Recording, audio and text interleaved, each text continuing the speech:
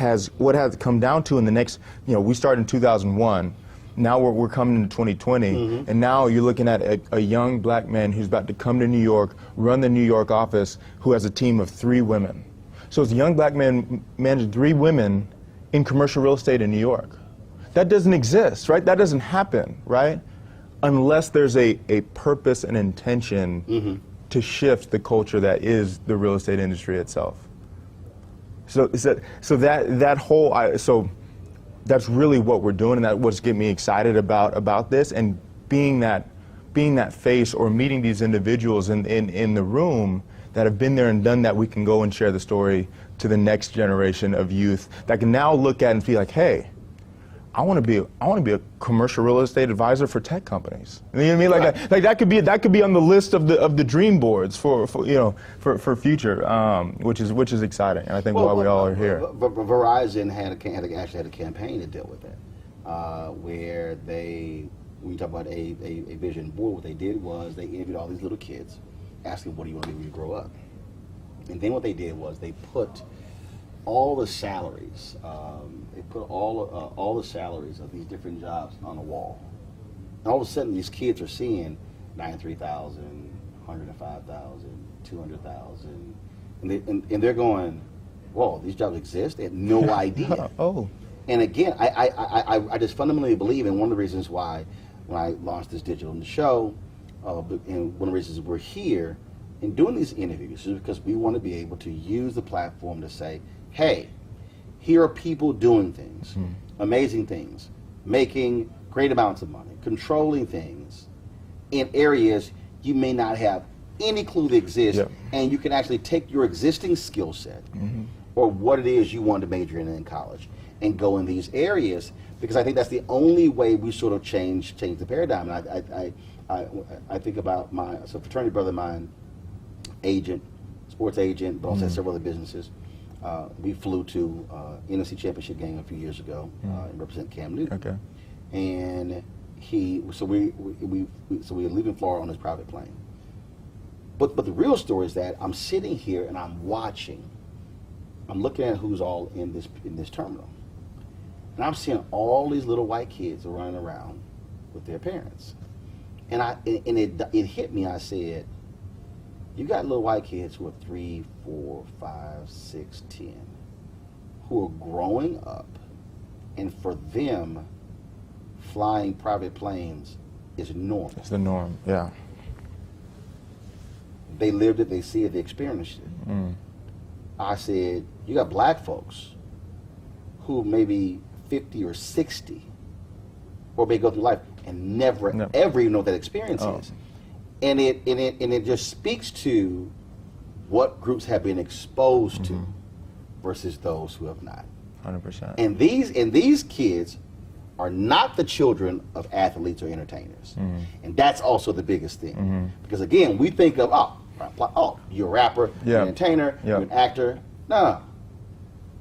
Not any of that, and that's why I think the exposure piece is so vital. It's huge. It's huge, and it's matching that exposure with, and right. The next step is then instilling that confidence. To your point around, hey, what made me a phenomenal football player can actually make me a phenomenal young professional, right? In terms of my time management, in terms of same work ethic, right? It goes into it. It goes into it, right? My perseverance. How do you respond to adversity, right? How do you adjust to sudden change, right? How do you build teams? How do you interact with one another? How do you empathize with someone on the other side of the table with you, right? All of these things that make our youth so powerful, so enriched in culture and how they go about their lives can all be applied to these different avenues and different pathways of opportunity. But to your point, it starts with the exposure. That's it. It starts with the exposure. All right. Well, certainly good luck with it. Oh, appreciate you. Appreciate you. Thanks a lot. All right, now. All right. Hey fans, want to check out Roland Unfiltered, the blackest show on all of digital, cable, and broadcast. Check out our audio podcast. There's only one daily digital show out here that keeps it black and keep it real. It's Roland Unfiltered. Press play.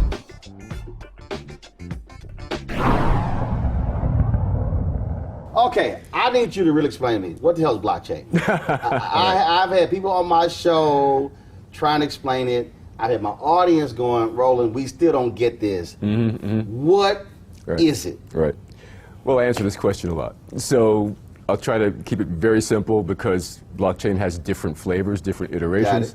The traditional blockchain, the Bitcoin blockchain, the first one, was essentially a operation where your computer will answer a cryptographic riddle, a very hard riddle, mathematical riddle. And once you're competing with a bunch of other people trying to run this program too and to solve this mathematical riddle, that's called mining, right? Now, the first computer to solve that riddle with pure processing power, essentially, is awarded a block. That block has the tokens, in this case we're talking about Bitcoin tokens, within that block. So each cycle repeats, and then the miners go at it again for the next block. So he was awarded the next block and the next block. Now, that's a series of blocks, and when you tie them together in a cryptographic secure setting, that's a chain of blocks or a blockchain. In those blocks lie the tokens and the rules, business rules and engagement rules of how that token can act and what it can do. Okay. And that's called the smart contract. So that lies inside the block with the tokens. So what am I doing with it? Like what does it do? Right. So depending on where you are and who you ask, the Japanese consider Bitcoin a legitimate currency. Tanzania has blockchained their fiat currency, their regular currency. They're bypassing Bitcoin altogether and putting their existing currency onto their own proprietary blockchain. Okay. That's where a lot of things are going to be going. That gives you the digital pathways on your phone and everything else to do peer-to-peer money movement without the interference of banks necessarily, or at least not with the over-interference of banks. Okay. So it is something that you have two movements. One is that there's these traditional tokens, Ethereum and Bitcoin and all of these that you hear about most of the time. Right. And then there's a value token, which is not spoken about, but looks a lot more like loyalty points and redemption points and things like that. So you don't have to have a cryptographically sound blockchain. You can have tokens that look and act like points, but the business rules are then written in to the chain itself. So for instance, in the music industry, what's being talked about right now is creating value tokens that would, number one, allow crowds to fund new acts and new music. So I'd pay $1 for a token. That token could have special properties. It can be a discount for a ticket to see the artist. It can be a discount towards merchandise. It can be access backstage. It can do a lot of different things, but that will be pre-coded into the life of the token itself. Okay. So this is basically two camps when it comes to tokens. All right. So let me try. Let me for the people at home who are like, I have no idea what he just said. So let me try to break it down this way. So a token can resemble a card, membership card. It can, yes. And what I mean by that is, so I have this card, and so I have the card, and if there's a party, I can flash the card, I'm a member. Okay? You can get Could do. Or I flash the card and I get discounts to the movie theater. Right. Because I'm a member. So essentially, with this token, so whatever is assigned to having that token, you can use it for multiple purposes and multiple uses. That's right. Within that, quote, member club. Within the ecosystem that you created. Right. So I can have this card, but if I go to that movie theater, we don't take that card. That's what happens now. Now, in a highly networked world, which is where we're headed with all of this, with the internet, these would be interchangeable. So using a token exchange, if I had, say, Nike tokens, and I don't know if we want to get into a brand thing here. Okay, it don't matter. Okay, so if I had Nike tokens, and I have a bunch of tokens I could discount for 10 pair of sneakers. I don't need those 10 pair of sneakers. I want to trade them for a concert, to see George Clinton's last concert, right?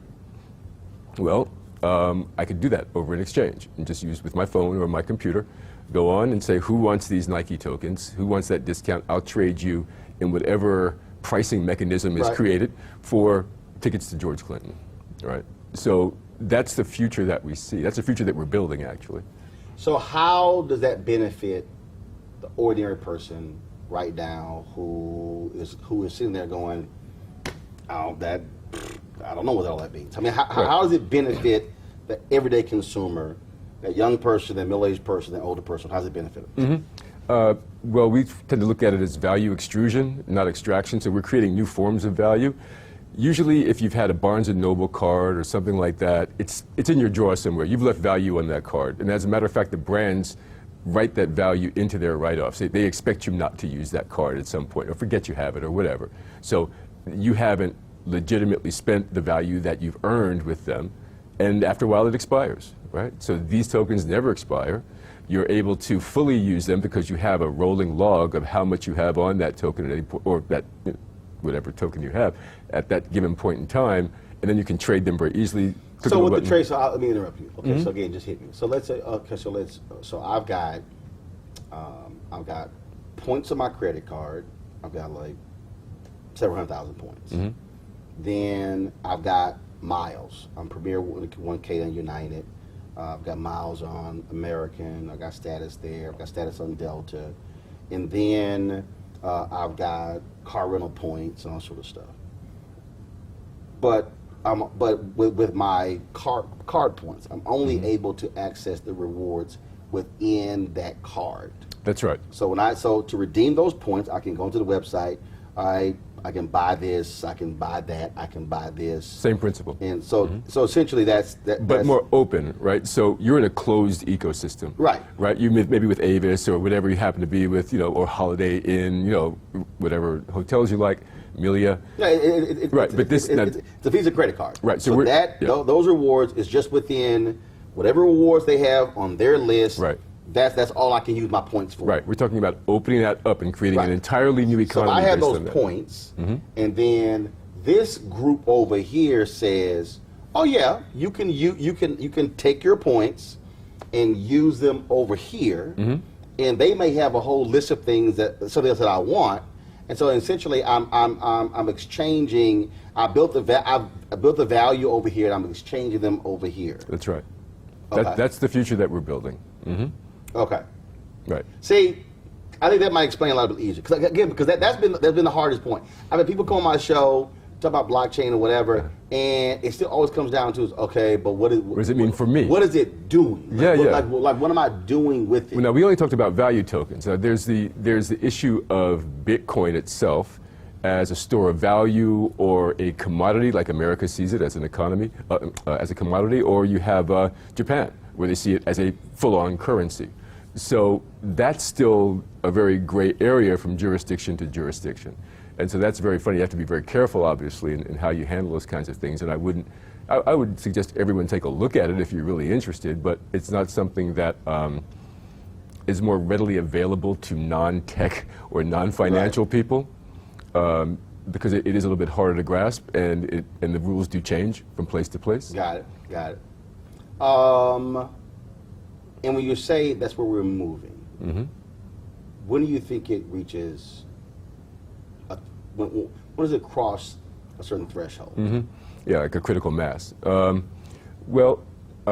Since there's already precedent, because loyalty and rewards points are nothing new, it really is just the digitization of those, and then the legal framework to have these things move back and forth over exchanges. Okay. So we're looking, at 5 years, you'll start to see real pickup in this kind of thing.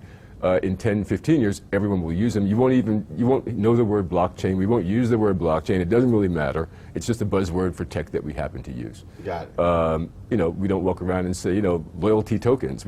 I have points on my card. Right, I use my points. And there it is. So there's already. And in fact, you can, like for instance, so I think it's Alamo. So when I rent a car in Alamo, I can either enroll in Alamo's program, or those points can be placed on my American Airlines account. Right. So essentially, it's like so Alamo has to deal with American, and that's sort of what you just described. So so versus me accruing my points only through flying on American, when I rent a car in Alamo, I can have those points applied to American Airlines. Absolutely.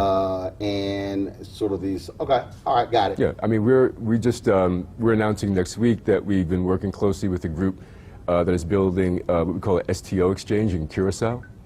So it's a secure tokenization offering, secure token offering. These are fully compliant, like SEC regulated and EU regulated tokens, and you'll be able to do IPOs very easily through this mechanism. So it's grandfathered into Dutch law, so it's a little bit easier than, say, Malta, Gibraltar, these other places that kind of shady, and these kind of things have a lot of baggage attached to them. But in a regulatory compliant framework, you can actually do a lot of things. And we're all just building this now, and I have to just stress that it's not something you can do tomorrow. Right. But it certainly is something that we bet on long term. All right, sounds good. Well, hopefully we'll have a better understanding as it develops. Absolutely. I appreciate it. Thank you. All right, thanks a lot. Okay. You want to check out Roland Martin Unfiltered?